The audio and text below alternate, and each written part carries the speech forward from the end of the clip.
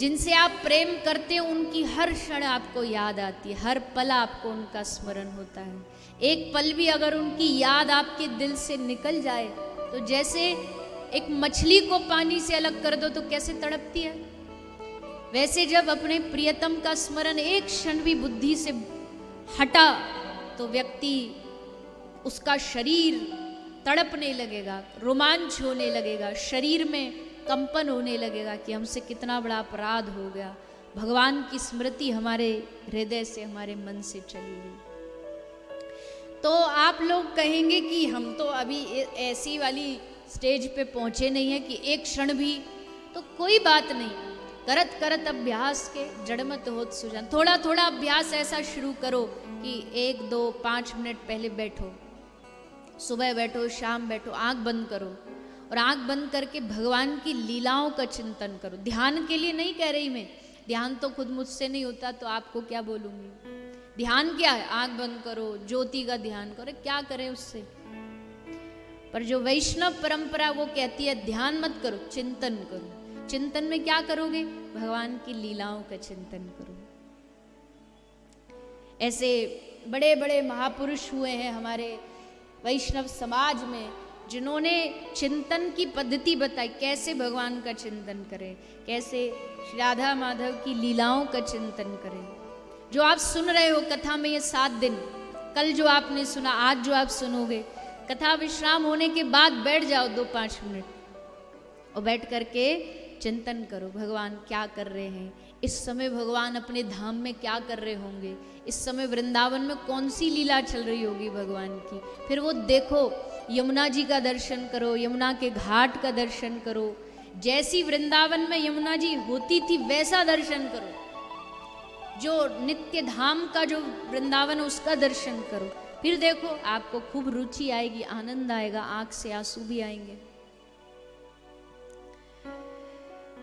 तो समय अनुसार नहीं, तिथि अनुसार नहीं, हृदय से जो निकले वो प्रेम है। तो ब्रज में ऐसा ही प्रेम भगवान श्री कृष्ण के द्वारा दिया जा रहा है।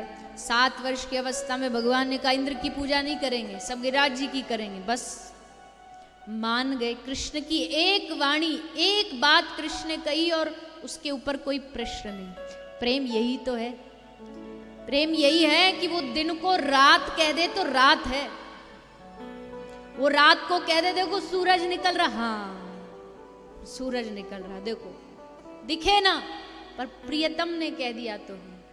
ये प्रेम, और ये प्रेम संसार में नहीं हो सकता। वहां अपनी दिमाग माथापच्ची मत लगाना कि अच्छा ऐसा प्रेम संसार, नहीं, कतई नहीं, कदापि नहीं। ये प्रेम भगवान के अलावा किसी से नहीं हो सकता। इसलिए प्रेमी कौन, जो अगर कृष्ण ने कह दिया हाँ ये पूजा नहीं, ये होनी चाहिए, मान लो। हमसे भी भगवान कब से कह रहे हैं, ऐसा नहीं भगवान ने ब्रजवासियों से कहा, हमसे भी भगवान कह रहे हैं। आप कहोगे कहाँ कह रहे हैं, भगवद गीता में, सर्वधर्मान परित्यज्य मामेकम शरणम ब्रज अहम त्वां सर्व पापेभ्यो मोक्षयिष्यामि मा शुचः। सब धर्मों को त्याग कर और मेरी शरण में आ जा, मैं तेरा उद्धार कर दूंगा। डर मत, घबरा मत। जैसा मैंने कल कहा था ना कि घर के मंदिर में ज्यादा मूर्ति मत रखो, तो फिर बहुत सारे लोग अब डरते हैं, डर लगता है कि तुमने तो कह दिया, पाप तो हमको लगेगा अगर हम थोड़ा कुछ मंदिर का अपना नक्शा बदलते। बोले बिल्कुल नहीं, कृष्ण कह रहे हैं मोक्षयिष्यामि मा शुचः, तुझे डरने की आवश्यकता नहीं, मैं तुझे अभय पद प्रदान कर दूंगा, बस तू एक बार मेरी शरण में आ। दोनों हाथ उठा के बस कह दे, हे कृष्ण, हे नाथ, हे गोविंद, हे दीन बंधो, बस मैं तुम्हारा हूं, मैं तुम्हारा हूं, बस इतना बोल दो।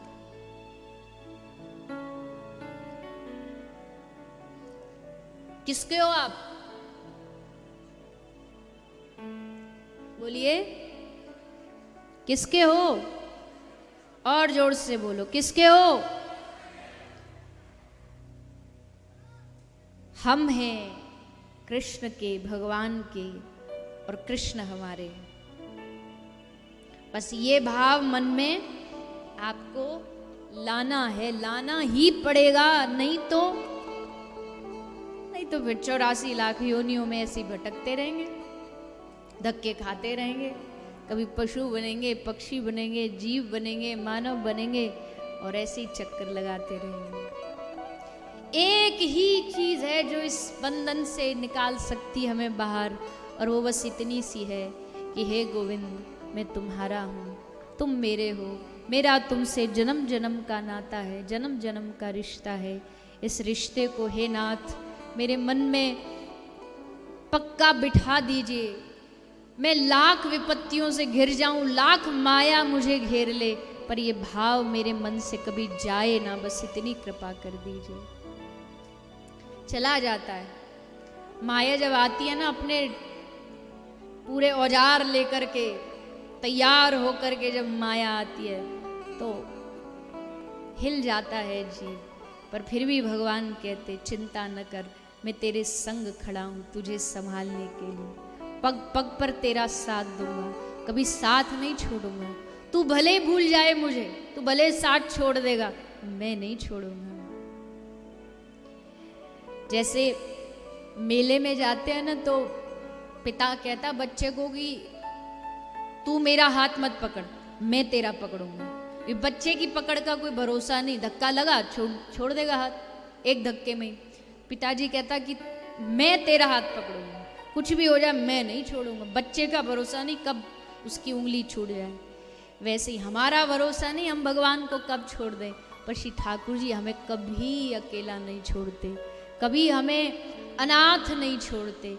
अजी रात को दुनिया सो जाती है, तुम्हारा कितने भी पक्के से पक्का रिश्तेदार हो, रात को तो तुमसे अलग हो ही जाएगा।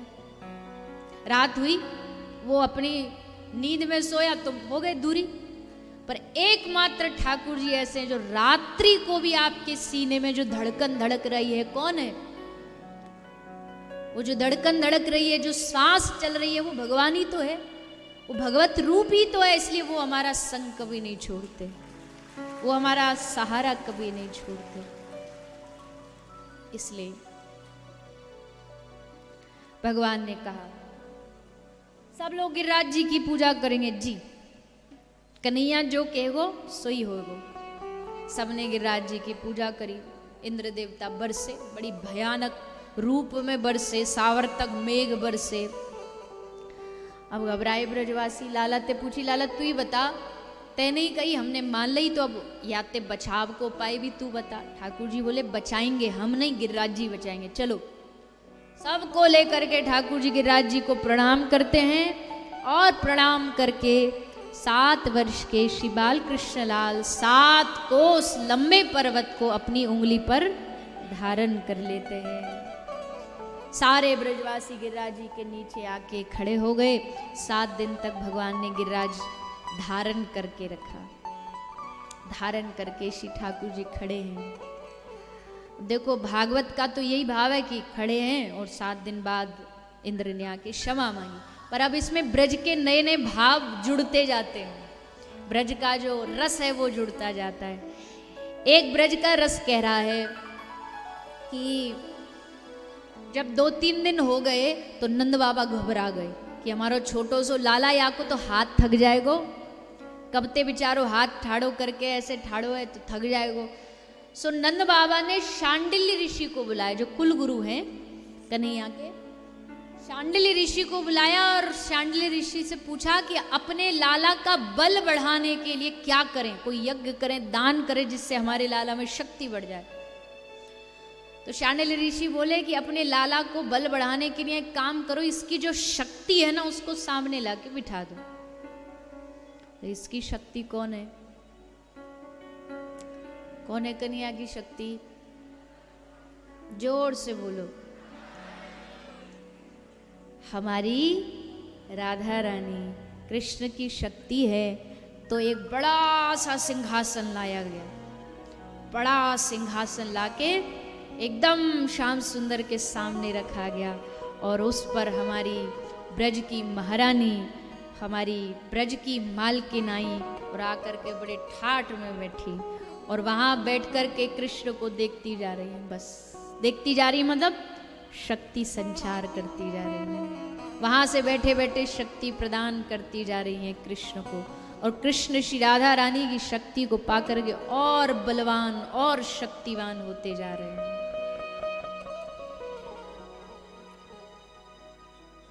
कृष्णेन आराध्यते इति राधा। राधा कौन है? कृष्ण जिनकी आराधना करते हैं, वो गति, वो मति, वो शक्ति, वही श्री राधा है। श्री ठाकुर जी कहते हैं ममैव पौरुषम रूपम गोपिका जनमोहनम। जैसे जगत के मनमोहन को करने, जो मनमोहन सबका मन हरण करते हैं, लेकिन ममैव पौरुषम रूपम, उनके भी मन को हरण करने वाली श्री राधा रानी है। एक बार क्या होता है, एक बार ठाकुर जी एक माटी लेकर के मूर्ति बना रहे हैं, कुछ आकार बना रहे हैं। तो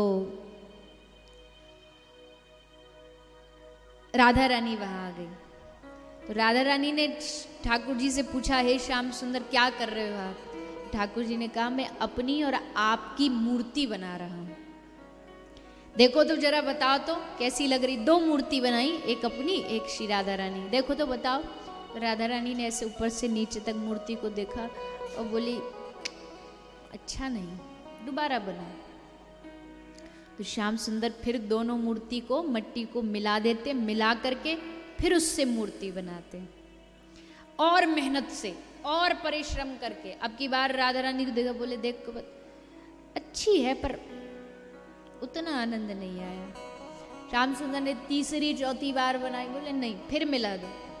ठाकुर जी बोले, अजी हम दुनिया का, हमको सबसे बड़ा आर्टिस्ट माना जाता, कलाकार माना जाता, तो दोष क्या है वो तो बताओ, क्या दोष है हमारी मूर्ति में? तो श्री राधा रानी की आंख में आंसू आ गए। कहा, हे श्याम सुंदर, दोष कुछ भी नहीं है, पर जब मैं कहती हूँ ना अच्छी नहीं बनी, तो फिर आप उन दोनों को जब माटी को मिलाते हो और उसको गूंथते हो, उस गूंथने की जो प्रक्रिया है, मिलाने की जो प्रक्रिया है, उसमें मेरा मनोरथ सिद्ध हो जाता है। क्या? आप और मैं मिलके एक हो जाते हैं। जैसे आप उसको, मूर्ति को हटा करके जैसे माटी को मिलाते हो, तो मैं और आप एक हो जाते हैं, और ये देख देख करके मेरा हृदय एकदम आनंद से भर जाता है। ये है श्री राधा रानी। ऐसी रसमयी जोड़ी सारी दुनिया में, सारे जगत में कहीं नहीं हो सकती। देखी सुनी न ऐसी जोड़ी, जैसे करुणामय गोविंद, वैसी करुणामयी किशोरी। देखी सुनी न ऐसी जोड़ी।